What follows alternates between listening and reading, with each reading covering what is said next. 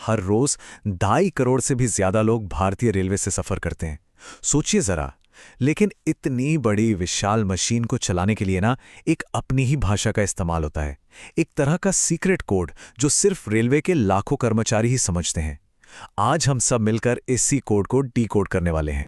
आपने स्टेशनों पर या फिर खबरों में सीआरबी, डीआरएम, ईएमयू जैसे शब्द, ये शॉर्ट फॉर्म जरूर सुने होंगे। पर क्या कभी सोचा है कि इनका असली मतलब क्या है? देखिए, ये सिर्फ अक्षर नहीं है।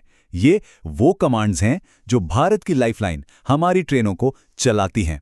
तो फिर चलिए इस सफर की शुरुआत करते हैं। तो सबसे पहला और बड़ा सवाल, आखिर इतने बड़े सिस्टम को कंट्रोल कौन करता है? जैसे किसी सेना में जनरल होते हैं, ठीक वैसे ही रेलवे की भी अपनी एक कमांड चेन है। आइए सबसे ऊपर से शुरू करते हैं। तो चलिए इस पूरी हायरार्की को समझते हैं।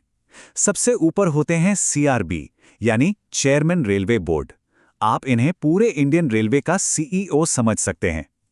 इनके नीचे आते हैं हर जोन के लिए एक जीएम, यानी जनरल मैनेजर, जो अपने अपने इलाके के राजा की तरह होते हैं।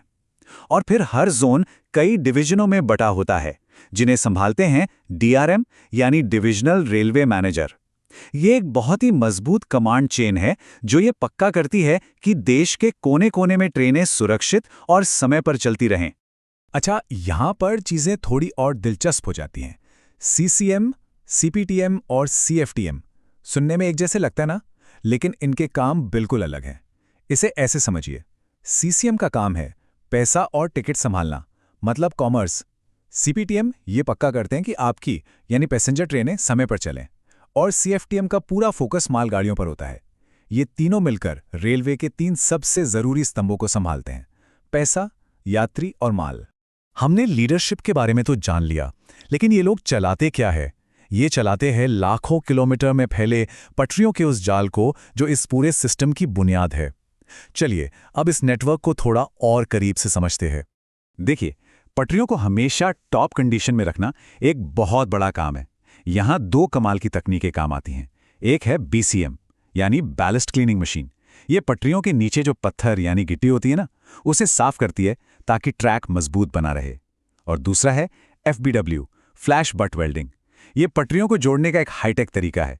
पता है, इसी की वजह से ट्रेन में वो खटखट की पुरानी आवाज अब बहुत कम हो गई है और हमारा सफर ज्यादा आरामदायक हो गया है।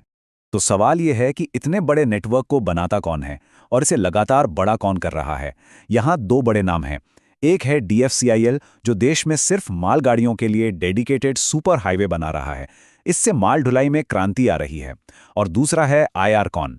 ये तो रेलवे का ग्लोबल एम्बेसडर है, जो दुनिया भर में मुश्किल से मुश्किल रेलवे प्रोजेक्ट्स को पूरा करता है। पटरियां तो बिछ गईं, लेकिन उन पर हजारों ट्रेनों को एक साथ एक ही समय पर सुरक्षित रूप से चलाना, ये कैसे मुमकिन होता है? इसका जवाब छिपा है टेक्नोलॉजी और स्मार्ट सिस्टम्स में। जब इतनी सारी ट्रेनें एक साथ दौड़ रही हों, तो सेफ्टी सबसे जरूरी है।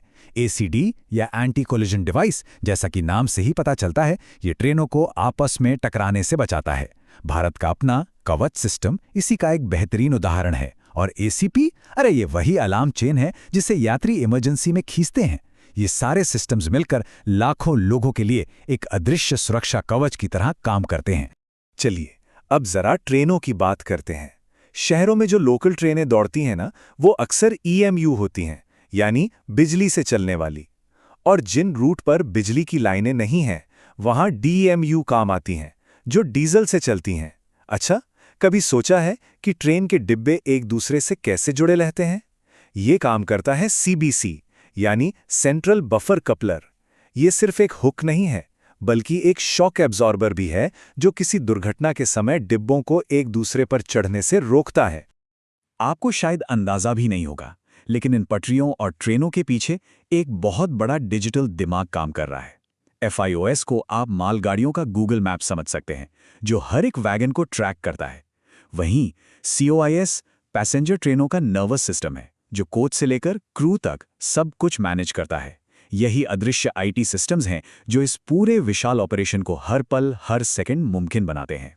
हमने लीडरशिप, पटरियों और ट्रेनों की बात कर ली, लेकिन पर्दे के पीछे भी एक पूरी दुनिया है जो इस सिस्टम को हर पल चलाती है। चलिए अब उन गुमनाम नायकों और सिस्टम्स के बारे में जानते हैं। इन शब्दों का अनुभव शायद आपने खुद किया होगा। ATVM, ये वही ऑटोमेटिक टिकट मशीन है जिससे हम स्टेशनों पर फटाफट टिकट निकालते हैं। और APAR, ये असल में रेल कर्मचारियों का सालाना रिपोर्ट कार्ड है जो उनके प्रमोशन और करियर की दिशा तय करता है। चलिए अब थोड़ा हाईटेक हो जाते हैं। घबराइए नहीं, आपको इन शब्दों का एक्सपर्ट नहीं बनना, बस इनका काम समझिए।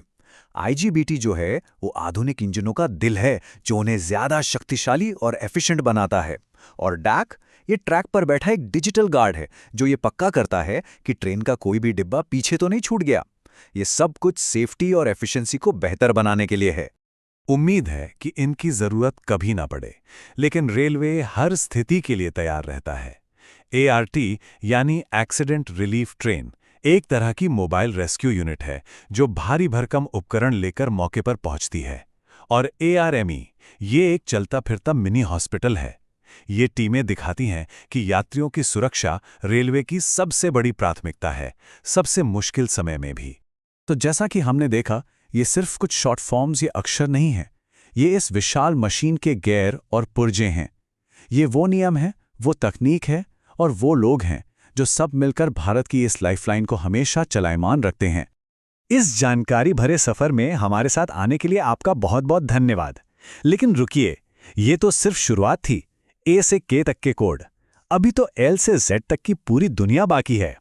रेलवे की भाषा के और भी रहस्यों को जानने के लिए हमारे साथ बने रहिएगा। भाग 2 बहुत जल्द आ रहा है।